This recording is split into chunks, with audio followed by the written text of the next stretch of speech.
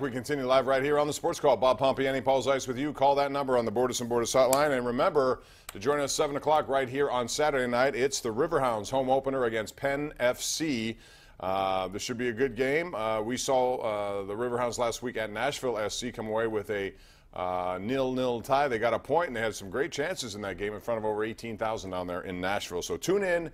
This is your home for Pittsburgh Riverhounds soccer. So, Paul, I want to talk to you about LeVeon Bell. Twitter, he came out and made it sound like he was being victimized, that I just try to be a hero and everyone's treating me like a villain.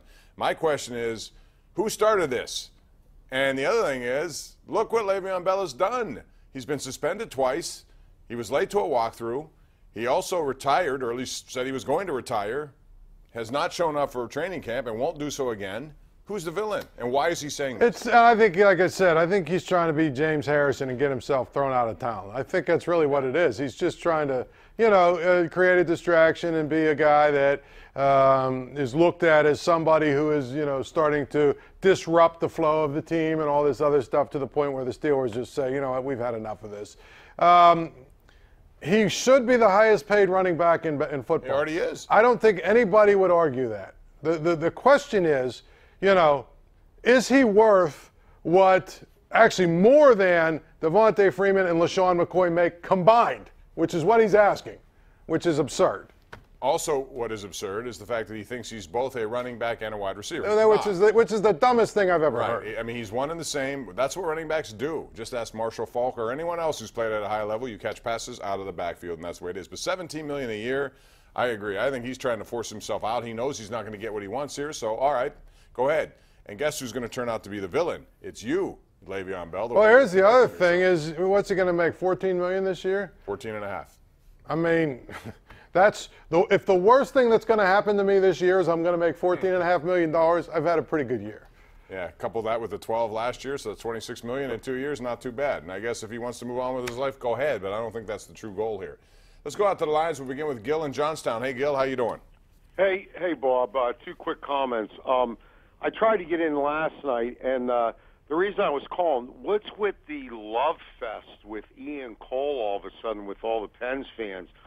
It's like he's Bobby Orr reincarnated all of a sudden. Well, if you look at his numbers since his acquisition, I know. I don't have a problem with the trade at all. I think Letang showed tonight how skilled he is. I think it's going to be different in the playoffs. I think the 6 defensemen we have are solid. I wouldn't go that far as saying solid. I think they're one injury away from not being very deep on defense. And over the course of a couple of months, if Crosby or Malkin got hurt, you have Bouchard now. So you had to give up something. Well, he's not a defenseman. And my Bob, my quick comment on Le'Veon Bell. Mm-hmm. If they do keep him for the $14 million, I got to tell you, he's going to get. I'd give him 700 touches this year, and run him to death, and then say goodbye. All right, thank you very much for the call. With regard to Ian Cole, it's simple. He's a shot-blocking, physical guy, and yeah, they had to give up something. I don't have a problem with what they gave up. I just know that if they do get thin on defense, he's a guy, and if you're wondering what he's done in Columbus, 3 goals, 6 assists, 9 points, a plus 16 since he's been there. So that's pretty good work. Yeah, and I think, people see this team. They're having a problem getting the puck out of their own end at some nights. They don't have that gritty sort of, shot blocker like Ian Cole is. So I understand why people are a little bit nervous about the playoffs.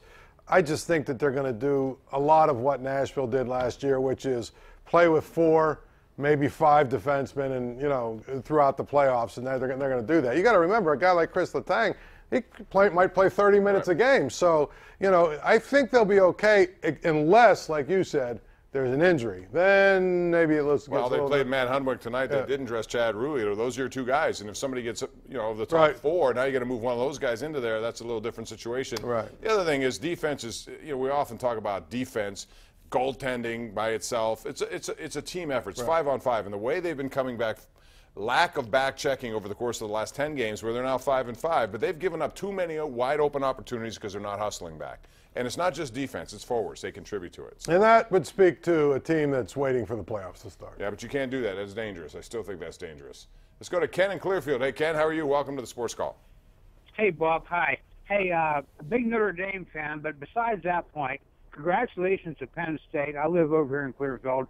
I'm 20 minutes away from State College, and congratulations to them to win the NIT. I know it's a JV tournament, but you know what? They're going to be a big player in the NCAA tournament next year. Now to my other comment on the Penguins. I know they're within one guy of maybe a bad injury. If they stay healthy, it looks like they have a clock. It looks like when they want to turn it on, they can, and when they don't want to, they don't. Like the other night against Detroit.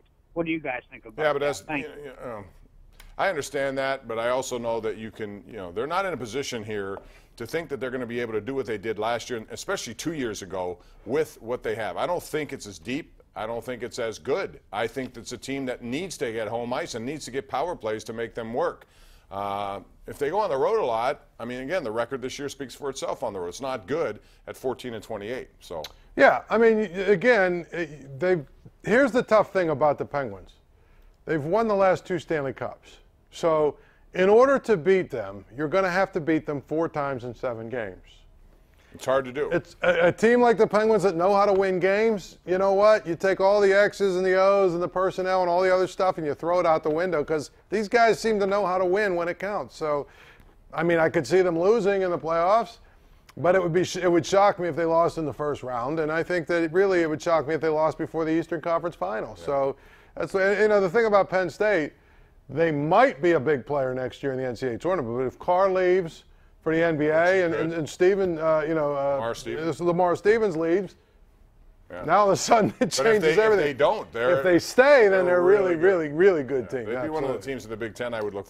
No question. The thing about Penguins, it's all about matchups. Like I said, this New Jersey matchup would be interesting because they can come at you with just as much speed.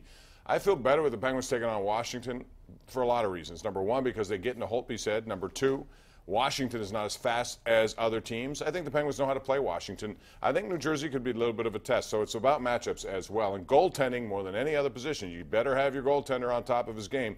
Keith Kincaid's done pretty well for New Jersey. We're going to take a break here. We have Pete, Stewart, and Tony on the lines. We'll get to your calls next right here live on Pittsburgh CW.